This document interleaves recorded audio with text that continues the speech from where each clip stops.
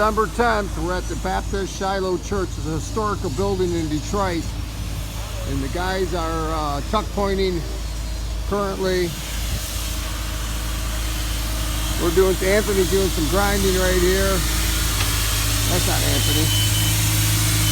Hey, give me a little grinding action.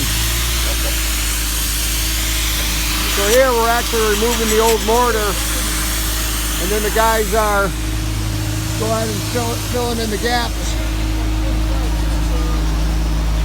Whatever it's all like that. Because I have it. What's happening? See, right up here we're heading filling in the gaps with this cake batter. It looks easy, but trust me, it is definitely an art form. Wouldn't you say? I'm putting the wash on the windowsill too. You're putting the what? Wash. Okay. Very good.